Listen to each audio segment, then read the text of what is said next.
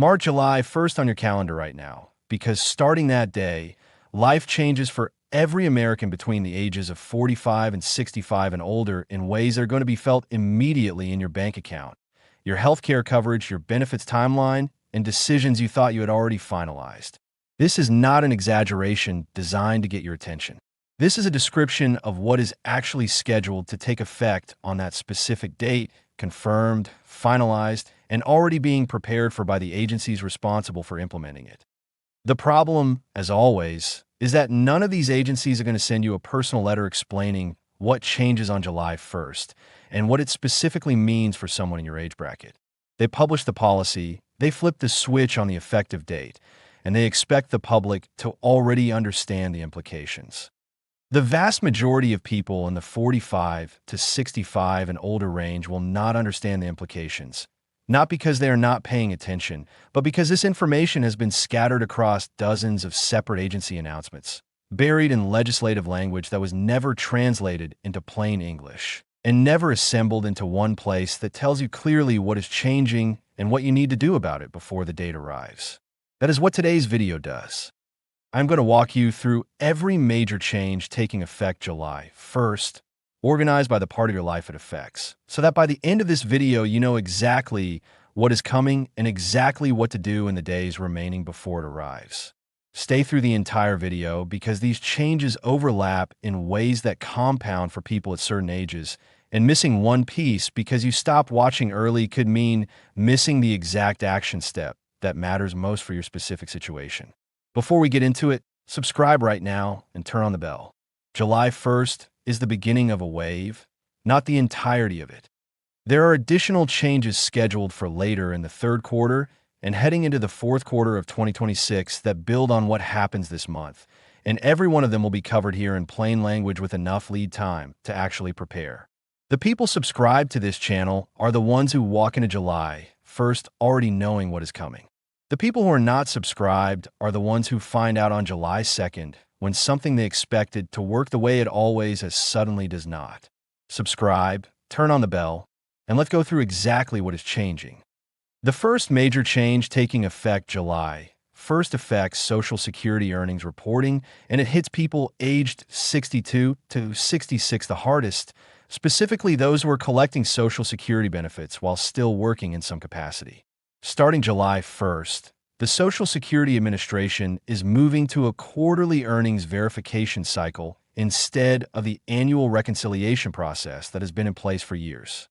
What this means in practical terms is significant.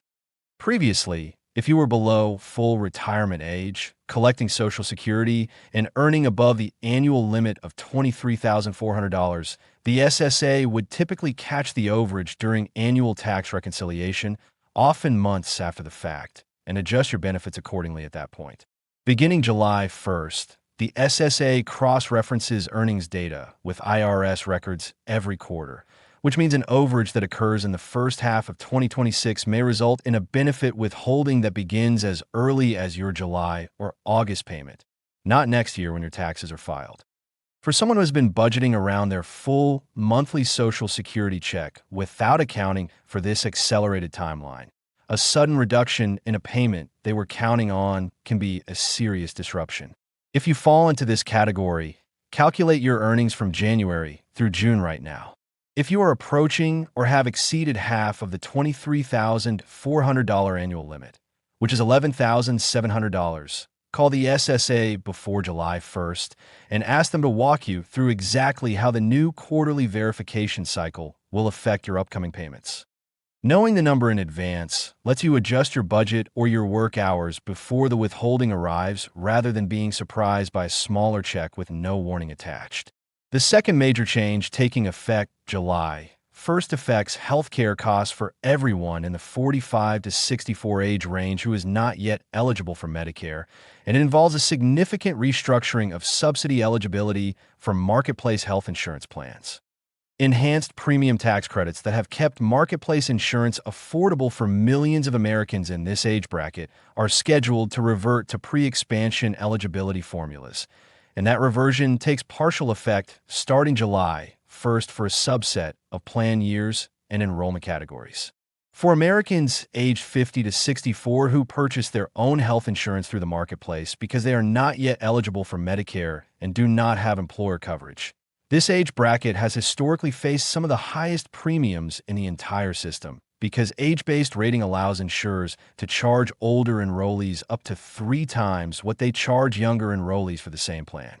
The subsidies that have offset that cost for the past several years are narrowing, and depending on your income level, your monthly premium starting with your next billing cycle after July 1st could increase by hundreds of dollars. If you are in this age range and currently receiving marketplace subsidies, log into your healthcare.gov account or your state exchange account immediately and run a new eligibility check using your current income.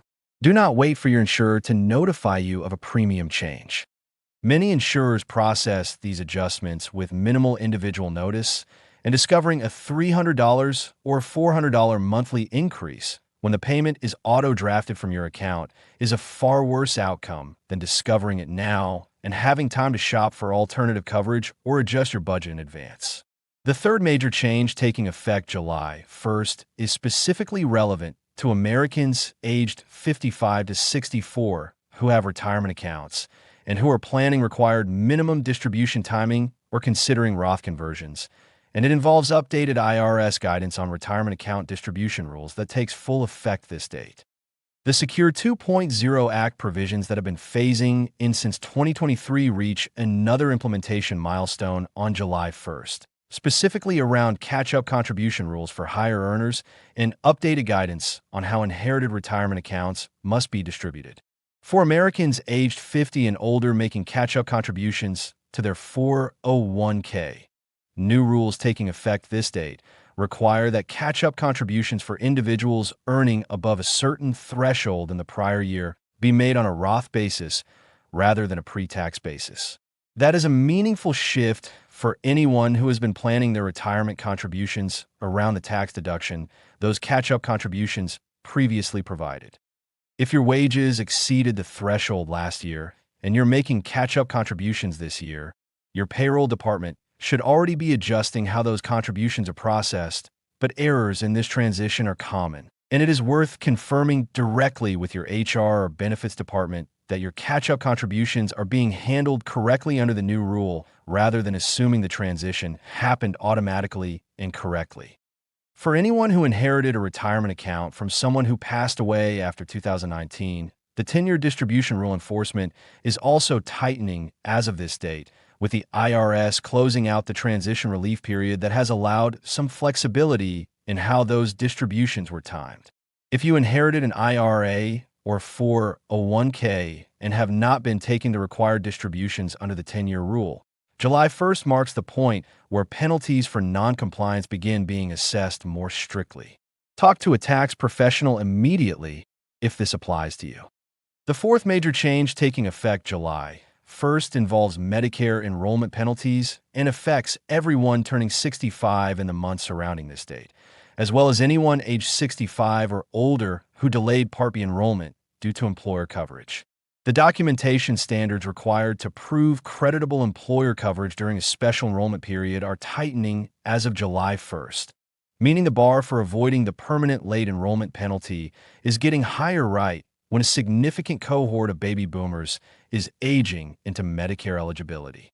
If you are approaching 65 or have a spouse approaching 65 and you're currently covered under an employer plan, the documentation you will need from that employer to prove the coverage was creditable is now more specific and more detailed than what was previously required. The form is the CMS L564, the Request for Employment Information Form. Request it from your employer's HR department now, before July 1st, while the people who handle your benefits paperwork are familiar with the requirements and can complete it accurately under the new standard. Waiting until after the date to request this documentation risks discovering that your employer's HR department is not yet familiar with the updated requirements either, creating delays that could push you past your special enrollment period and trigger the permanent 10% per year late enrollment penalty on your Part B premium.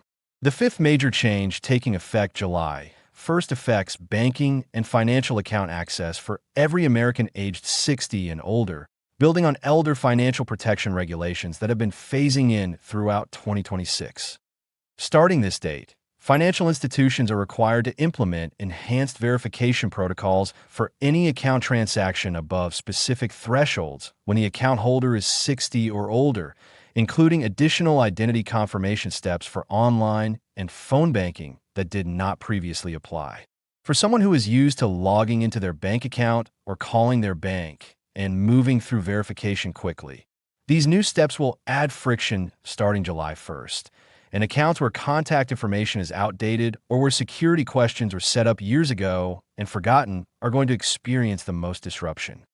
Before July 1st arrives, log into every financial account you hold. Confirm that your phone number, email address, and security questions are current and something you can actually answer correctly under pressure, and consider setting up multi-factor authentication through an app rather than relying solely on text messages. Since text-based verification is one of the areas where the new protocols are adding the most friction for older account holders trying to access their own money quickly.